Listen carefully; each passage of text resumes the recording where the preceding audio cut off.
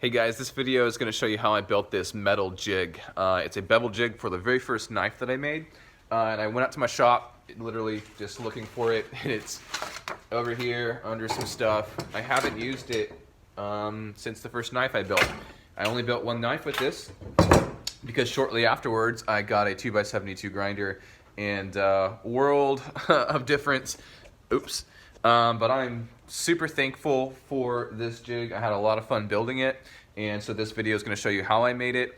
There's a lot of people out there who have made them out of wood, and I think those are good too. If I ever come back to this will serve me well for a long time. This thing's going to last forever. Couple of things. The first time when I used it, I had a little bit of an older file on it, so I got a newer file, better file. That helped me. But still, if you use a bevel jig, be prepared for a lot of elbow grease. Be prepared to clear out the file with chips with a good little brush, a wire brush, and then use plenty of oil. But anyways, I really liked it. It worked well, held up great. You know, I had some markings for my primary and secondary bevel angles, so I kind of could move it back and forth. But overall, this was a fun little build. I learned a lot. Hope you enjoy it. We'll see ya. All right, let's see if this thing's working. Well, let's get started. That way. what I wanted to do was make a jig. Now, I saw some people making some stuff out of wood and some other things, so I started a little prototype. I took just this piece of steel I had laying around in my shop, and I cut 5/16 holes 1 inch apart and then tapped them with 3/8 tap. But here's the proof of concept, right? I started to put this together, and I said, you know, what am I going to attach it to? And I was thinking maybe I attach that to wood. I don't know, maybe to build the whole thing out of wood. I got a wood piece over here. Let me show you. Look, that's a fire-breathing monster. That's only the 250. You got a 450 in the other garage. All right, look at this piece of junk. So I got lazy. I'll just bolt this thing together, throw some screws in it, throw some glue on it, and go. Man, this is janky. All right, so where are we? Well, let's take a look at the Bridgeport, because here's what we need to think about. I've got to figure out what I'm going to do with this. So this is a qualified surface. I just took a fly cutter, it's right there, and cut this surface nice and flat.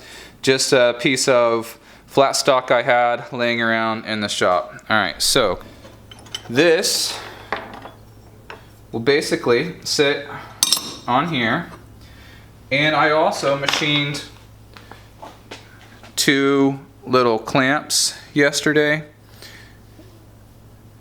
So they got the little, you know, base on them, so they'll be able to put pressure on the tip. So it's going to be something like that, right? What I'm also going to do is I'm going to mill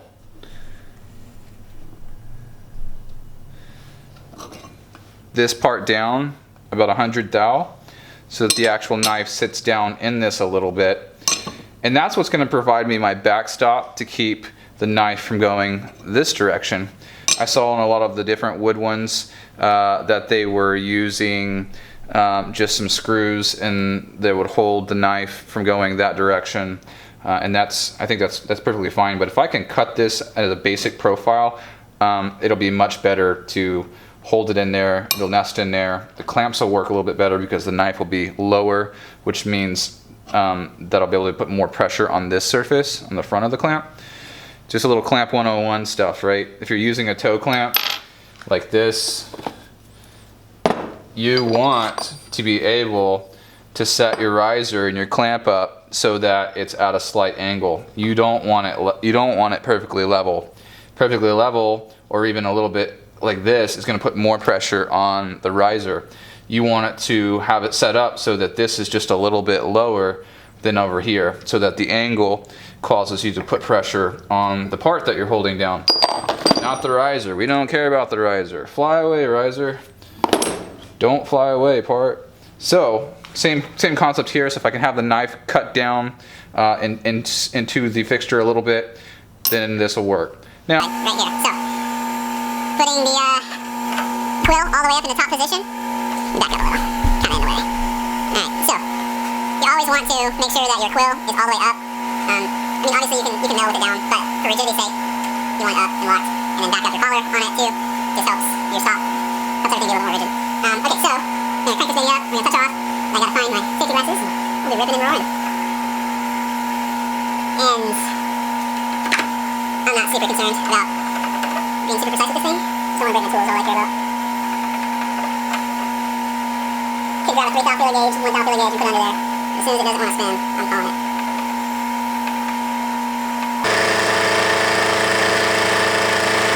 Those are some pretty chips. They're hot. Woo! What you wanted out of there? Got a little wild on me. Look at these beautiful chips. Can you see these things? Look how pretty they are. These babies will melt your face off. Alright, so I'm gonna blow these off. Don't want them going everywhere in the shop, but I don't want them where I'm working. And I hate chips under my feet. Oh, they get stuck in your shoes. So when you're climb cutting, that means that the rotation of the end mill is this way, which means it wants to climb because it's in the same rotation of the direction. So you're pulling yourself up on the material, and that can lead to chatter. It can lead to all kinds of things. Conventional cutting would be if the end mill is spinning this direction, rotating this direction, but you're traversing the opposite direction so that you're forcing into the material versus trying to climb up the material. But anyways, so let's back this up just a little bit. I'll probably take one more little cut and I'll do that conventional cutting, and then I'll be fine because I just need about another 40 thou for the line. But what I'm concerned with is how's the knife feel in there right now. And that feels pretty awesome. I think that'll be great as far as resistance when I'm filing against it.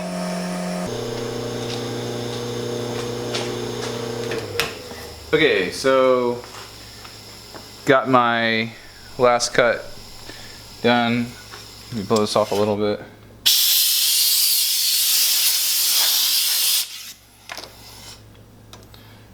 Throw my knife up there, kind of see what I've got here. I think that feels pretty good as far as being able to hold the knife in position. So now what I need to do is grab my clamps, or at least one of them, and see if I've got enough. Yes, look at that. That's beautiful. I don't know if you can see that, but that clamp's at a slight angle, which is going to apply pressure to the knife, not as much to the back. That's what I want. Okay. And there's plenty of room for me to put a hole in the fixture so that I can put a screw through this, or bolt through this actually.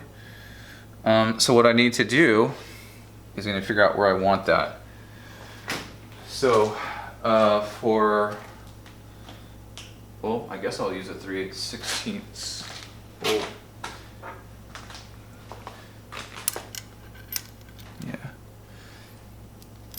Yeah, this is a 3/8/16.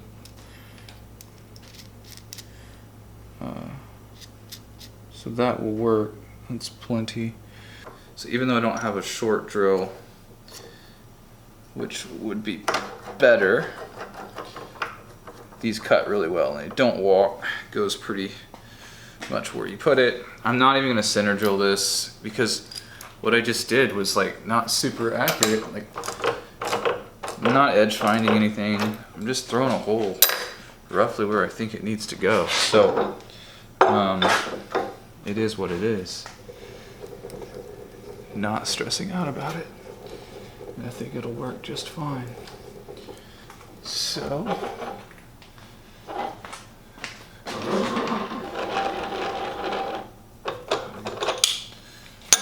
handle rubbing on the y-axis handle. And then I just put my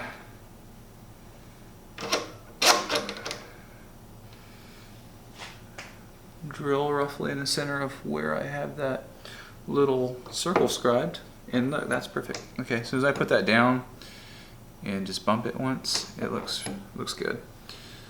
I'll lock my quill back in so it doesn't slam down into it. Now, Early, ready. Table's locked. Ready to rock, Doc. And I'm gonna set my X, Y on my digital readout just if anything happens I can go back.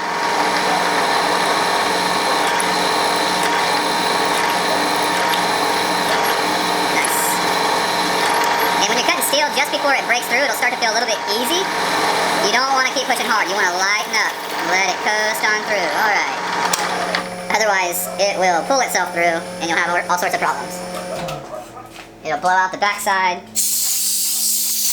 If you're on a drill press, it'll want to rip the part out of the vise. It just gets super messy. Okay, so actually, since I have to move this to get my stuff out, it's good that I have my 0 set. So, I'm gonna back up over here, give you a different angle. My dogs are going crazy. So, I'm gonna zoom out a little bit for a second. Holes.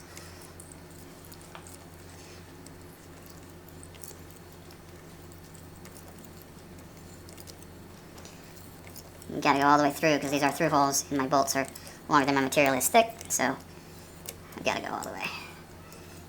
But you don't want to go so far that you poke out the other side and then have to try to line your tap back up to get it out of there. So you want to stop before you literally put your whole tap all the way through. That would not be good.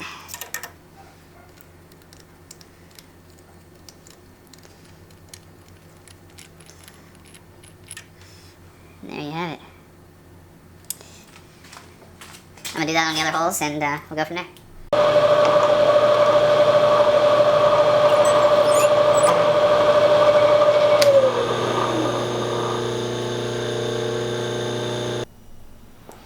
Alright, got my knife up there, got all these holes, countersunk, drilled, tapped, countersunk, all that good stuff. And now I'm gonna tighten up the clamps and see how well they work.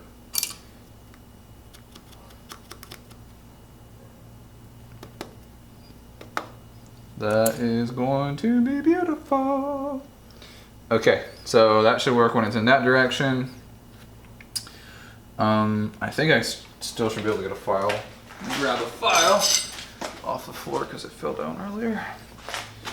See what I've got here. So my concern is, you know, hitting these clamps and bolts and stuff as I'm filing, but I can move this blade a little bit more that direction if I need to. But honestly, I think I'm okay. Got the jig basically finished. I mean, there's a couple things I have left to do, but for all intents and purposes, the base of it is complete. So what I've got to do now, come with me to the bench. I've got this piece of flat stock. I'm thinking that's what I'm going to use. A couple things though I've got to figure out is I want this level all the way across, so I'm joining it right here. I'm going to weld it there onto that, and then I think what I'm going to do is whatever the difference between these two, I've got to make something like a shim. So this is 190. It's 190 thou. No, you can't see that, but it is. And this is at the back side. Oh, that's roughly 409 or so. Focus. 490, I mean. So that's about 490 thou. So 300 difference. 190, 490, 490 minus 190 is 300. So I need to find something that's 300 thou, or make something that's 300 thou to shim it up. I'm thinking probably cut it off right about there. I gotta see how all the angles play out. But the point is I'm going to actually slot this and then mill the sides of another eyelet so that I can put a nut on the top and bottom and tighten it where I want, and I can have basically just a linear, you know, continuous angle graduation without having to worry about this going lower or higher. and worrying about the math turning out just right if I drill holes like 1 inch apart or half an inch apart or whatever. I'm just gonna slot the whole thing and have this thing setting so that I can just slide. And that sliding action will change the angle of my file as it cuts the bevel. So I gotta make sure that that idea will work. It has to be enough where I can go in here. Can you see that? Where is focused for you? So that I can get this thing like that and have enough room to put a nut on the other side like that. And if that's, let's just say that's enough for a nut, and if this is flush, I think that'll work. Just kind of throwing this out here, roughly over here, whatever, and then kind of looking at the angle that it's going to give me. And if I'm about that far out, I think it's okay. And actually this is probably too tall still. So I think I'm going to use this. Honestly, I think it's just, if I have side to side here, probably doesn't matter. Up and down really doesn't matter because all I'm doing is resting on the bottom for my angle. So I think I'm just going to commit and cut this off and then go from there. So probably right about there is okay. Look at these things open. That's about as far as they go. I think that's enough room. If I go further that way, that will increase my angle. So it being a little short isn't gonna hurt me because I can go way up there. Okay, 1, 2, 3. I'm gonna put these on the ground. Okay, cut it. I'm gonna go grind it. Throw a nut on it after I clean up the threads a little bit so it'll rethread again. And then I'm gonna get to work cutting this off and slotting this. And then I think I'm about ready to go.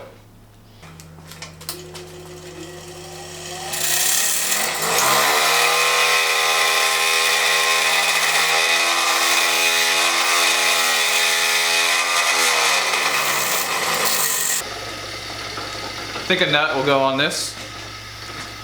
Good evening. It's 9:43. Time to work. All right, so PM that is. I cut this eyelet yesterday, ground it down in this little eye bolt, and got the threads cleaned up on it so that it will work for me. What I'm gonna do is I'm going to work on this angle adjusting rod for the fixture. And what I'm gonna do is I'm gonna drill a hole in this that's big enough to slip the eye bolt through. I'm also gonna notch the eye bolt on each side, grind it down on each side so that it can go in the hole. And then I'm gonna slot this so that it will allow this to go in, and then the slot will be just a little bit wider than this will be ground flat, if that makes sense. So I'm gonna notch this out, and this will be slotted, and that'll go in, and then it'll be able to go up and down on it, but it won't come out. So if that makes sense. And on the top and bottom of it, I'll have a way to be able to tighten down this nut to locate it and all of that good stuff so that it's tight in position. So let's head to the bridge port, throw this baby up there, drill a hole, notch it, grind some flats on this, and we should be in business. All right, got my 3/8 inch hole drilled in. I zeroed out my DRO over here so that I can come back to this because I'm going to move it off. It's not critical that I start in the exact same place because I'm going to mill a slot, but just better safe than sorry. Okay, the eye bolt fits in there perfectly fine, plenty of room. All I care about is having a place to start so that I can get my eye bolt in and out if I want to later. And that'll give me the ability to, you know, if I want to change out my eye bolt later, it's not stuck in there, because I thought about, well, if I slot it and then weld it back at the end or whatever, but don't need to do any of that. So now switch out this drill for 5/16 end mill, and we'll go to town. Luckily it's a 3/8 shank, so I don't even have to change out my collet. That's good. We'll have to raise the knee up because it's a bit shorter than the drill. So get to cranking.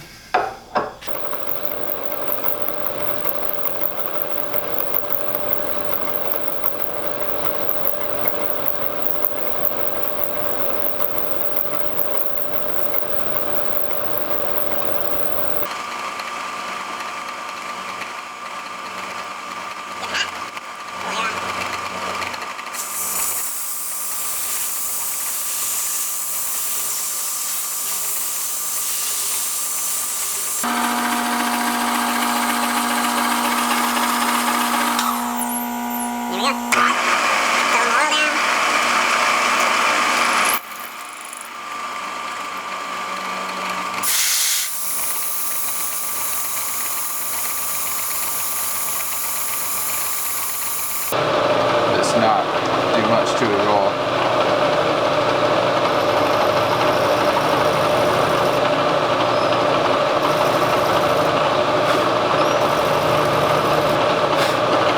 Just trying to get, that's what we're looking for. Eye bolt goes in and I can slide it. And then what I'll do is I'll put a nut on the bottom this.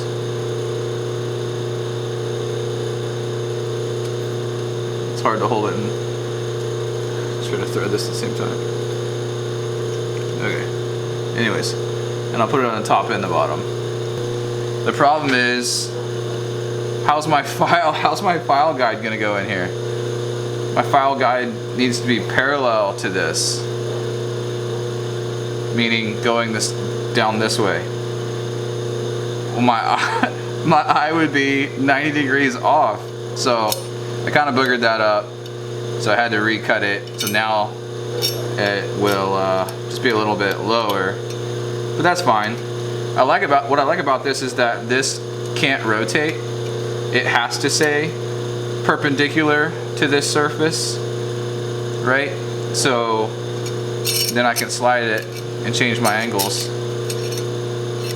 and it's gonna work just fine. So, okay, so here's how this all goes together. That surface will be welded right there to that one, and then I will be able to move this in and out. I don't think I'll ever need it to go any closer to the jig than right here. You can kind of see where my slot ends. That would be a pretty darn aggressive angle. So I'm just gonna set that on there and kind of show you. Here's my file. It's gonna go like this. So any further than that, I don't think I'm gonna need that kind of an angle. So this is I think gonna give me a pretty good angle on my blade, even right there where it's at, but I can go back further and give it an even more flat angle for like a full flat grind, I think would work. And then I can come up a little bit, and so I got plenty of adjustment. So the point being, that is going to swing just nicely. Oh, that's looking great. I gotta weld this on here, but I think that's gonna turn out really nice. And I may actually weld another 3/8/16 nut right here on the back of this, so that it is actually level and kind of not resting on this as much. It may still, because this is protruding. There's things I gotta work out here. However, I'm gonna put something back here as a support so that it's not always just resting on this and the angle of this isn't changing at the same time. I want this up off the table, off the bench, and to be able to move it, and this isn't dragging the surface down there, and that's not changing the angle of this. This is just changing the angle of the file based on its position. So Anyways, that was a long way of saying something that's simple. Last night I figured out what was going on with my y-axis. I think whenever I was transporting this, we took off a lot of this stuff so it wouldn't get broken or knocked off. And my lock, if you've ever taken these off of a Bridgeport, what they actually are is just like a bolt that goes in. And it locks on the surface right here. Get this thing to focus. And so the one that was in there on the y-axis was a little bit short. And so whenever I took one out of the x-axis, I took this one off the x-axis and put in the y-axis, and voila, it's hard as a rock. I can't turn it. I mean, I could really put the heat on it and force it, but it's there. So that fixed that, and I was like, well, does this shorter one now not keep X from working properly? And it's fine, even just this one locking right there. But I have two on X, so this one's a little bit longer too. I took it out. So for whatever reason, there's one that's a little bit shorter, and when it was in Y, it didn't do a very good job. So I think I got all mixed up whenever I was taking it all apart and cleaning it and stuff. But anyways, I'm happy to have that fixed. Okay, today, what do I have to do? I've got to drill some holes in here for the guide pin to get that bevel line stop put in there correctly. And one of the things that I'm thinking about is putting in a bolt. So I was thinking about drilling and reaming out a hole and then putting a guide pin. I might do that. A simple version may also just be putting a bolt in it with a roller on it, so that as the file goes across this surface, it doesn't wear out the bolt. Because everything that I've seen, people are putting just bolts on, and then the file is riding against that bolt kind of as a guide, to keep it from going too far into the ricasso. Which totally is going to work, but over time it's going to wear into that bolt and it's going to continue to drift, right? And that line logically would drift. So I'm going to try to build something that keeps it rolling rather than causing friction for this to even cut into. So that's the task for the day. So I just made a mark, 1/2 inch from this edge back, 1/2 inch from this edge back here, connected the two, and drew my line. So one little tip here is, I'm doing it 1/2 inch from each surface and then scribing the line. That's going to create a 45-degree angle on here because mathematically that's how you get a 45-degree angle, is if your rise over run is the same, right? You remember from high school. So in X and in Y, it's going to be the same amount. So 1/2 inch from this surface back, make a mark, 1/2 inch from this one back here. So this in my case would be 1/2 inch in Y, 1/2 inch in X. So 1/2 inch X, 1/2 inch X positive, and then 0.5 minus in Y. And I connect those two lines, connect those two dots, and that is a 45-degree angle.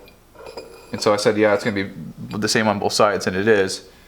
But I thought it might be worth explaining why I'm doing that, because I want to cut those off at 45-degree angle instead of putting up a sign plate or anything else like that. I don't have to think too much about it. That's how you get a 45-degree angle.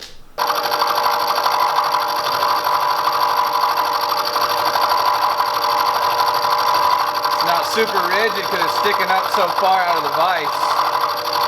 Even though this is thick material, you'll still get oscillation with it.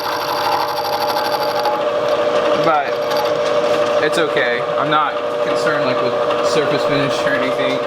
As long as it doesn't fly out. That's really all I care about. Alright, so I think that's about where we need to be for our second and hopefully final cut. That looks pretty good. Let's run it.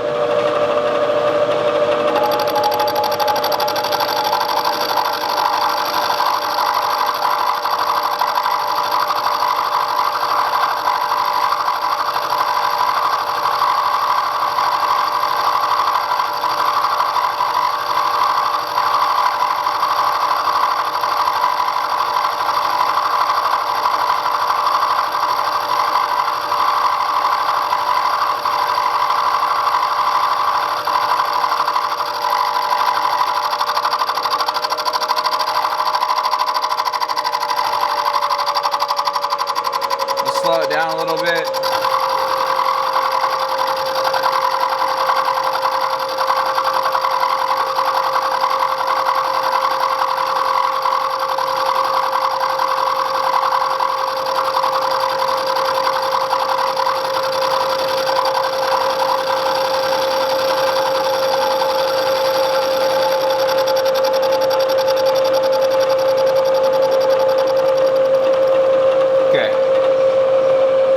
So as you can see with this one, I made sure to not cut all the way through the line because I wanted to show the kind of the comparison.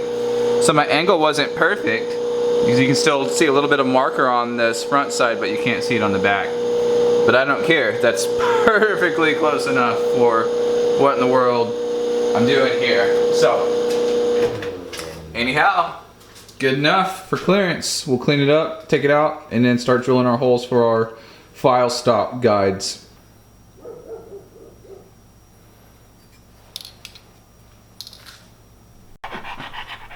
Oh, you're a mess. So this is a little piece of, I think, aluminum, and it's got very close to a 1/4 inch hole already in it. I'm gonna put it on my little lathe over there, and I'm gonna open it up so that it can freely spin on top of this 1/4 inch hardened pen, and that'll be what the file guide, what the file on the side of the file will roll on. So it'll roll on that pen. So as the file goes across this will roll. I'm hoping save this thing's life and not adjust much. Now, it'd be nice if this was steel. I might make one out of steel later, but I'm gonna check the proof of concept. Proof of concept works, I can make another one of these out of something harder.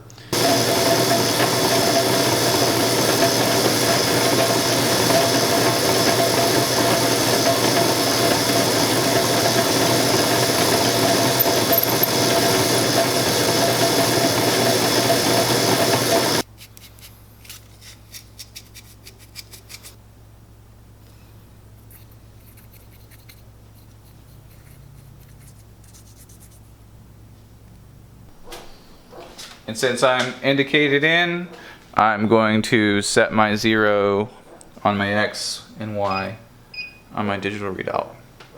That means I'm right there over that hole. So then my number was, look at my calculator again. If I move over 1 inch, 20 thou, X positive. So I'm gonna crank away till I get 1 inch. Now it says negative on this, but I'm heading in the positive direction for X. So 1 inch, 20 thou. Way overshot it. 1 inch, 10, 11, 12, 13, 14, 15, 16, yeah. 20. Lock my table. See how it moved 2/10 just by locking my table? But I don't care about 2/10. Alright, so I need to take my indicator out, put in my center drill, and go to town. And I really like that. I won't have to really take this out, but I don't want it permanently in there, so it takes quite a bit to push it in. Once it's in, it's very solid. And then the little roller guide fits on it very nicely and rotates very well. Alright, I'm getting ready to weld this up, so I got this piece drilled and tapped, cut off. Got the actual guide rod attachment drilled through as well. Now I've got to attach this to the base. Alright, so I've got it all in position. I tacked it up, so that's there in position to hold it up the right height. Put my tack welds on it, and pretty much ready to put one more tack on the front side, and then I'm gonna run a bead on the back. So here we go.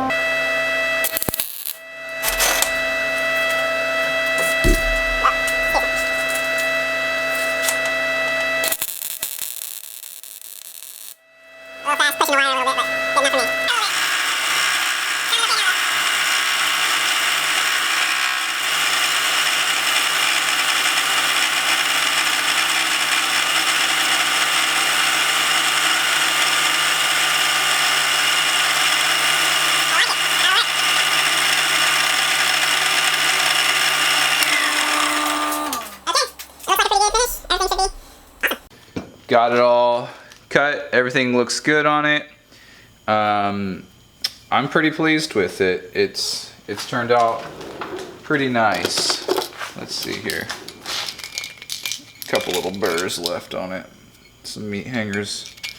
Thought I got them all, but as I ran my finger across it, I started to feel a little bit there. But so I'm ready to put this thing together. So let's take a look at how it's gonna go here.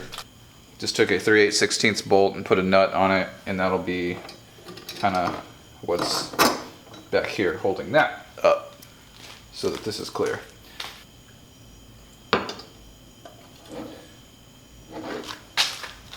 So that bolt is a little bit too long, so now it's holding it up off the table. So I know that I'll have to work on that. That's okay. Throw this 3/8/16 bolt in.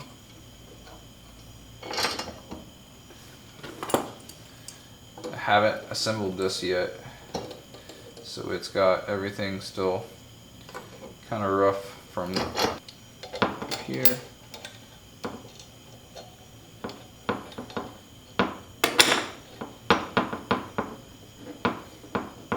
So I got some bolt length issues. Kind of driving me crazy because this shouldn't be rocking back and forth. Alright, I'm ready to flip my knife over and start to cut the other side. So this is the finished side, looks pretty good.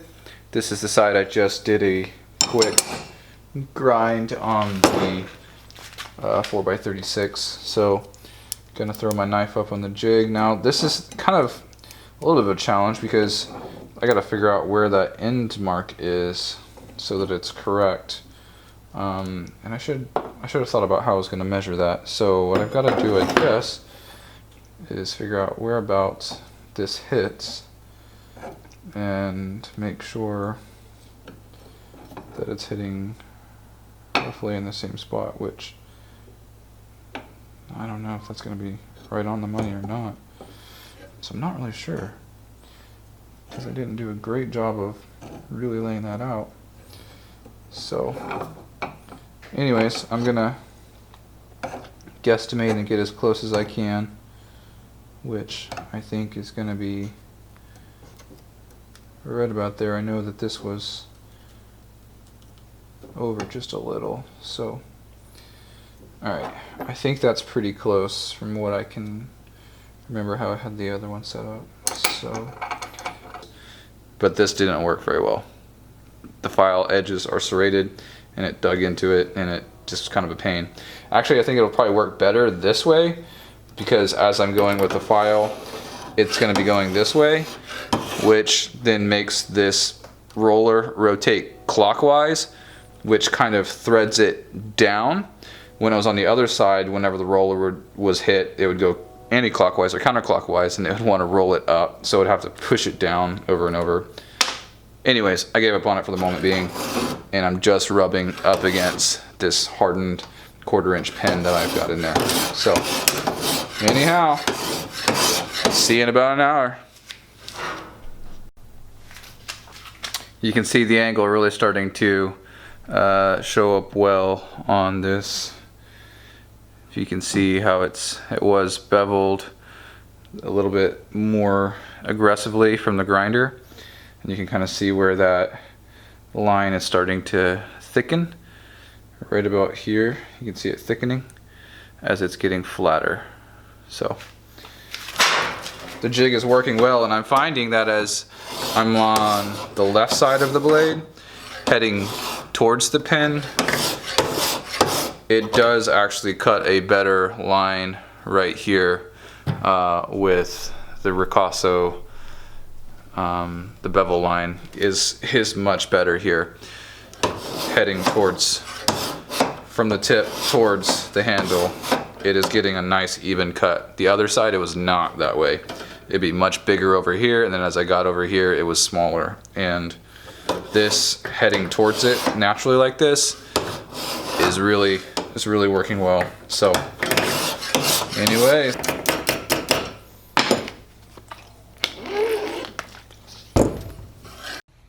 Well guys, I hope you enjoyed that video.